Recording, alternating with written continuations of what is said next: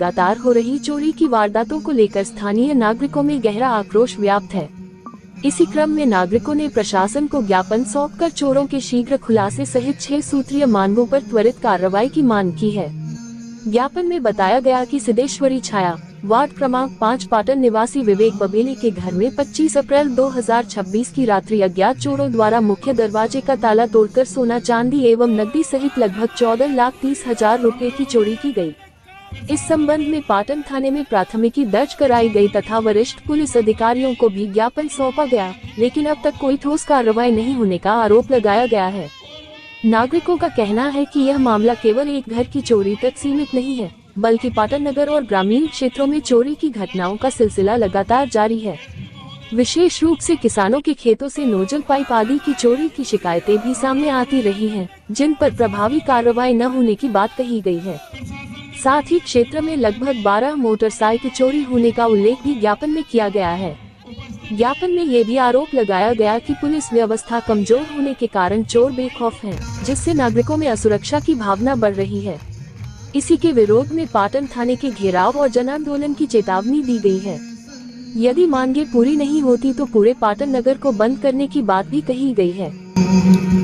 राम लखन सीता सहित हृदय बसहु सुरभूमि। हुई चोरियों को लेके, यातायात को लेके, 6 सूत्रीय मांगों को लेके आज पाटन नगर में एक जन समूह ने, जो कि सर्वदलीय एक जन आंदोलन था, उसमें सभी ने बढ़ चढ़कर हिस्सा लिया। इस तपती धूप में भी बढ़ चढ़ के हिस्सा लेने वाले लोग दूर दूर से हमारे पास आए।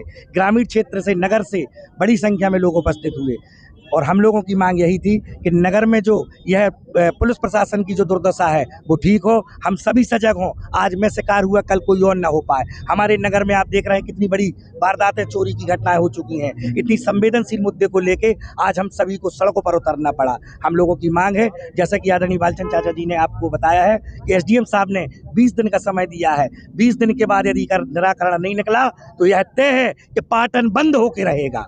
यह हमारी नहीं, हमारे क्षेत्र की मांग है।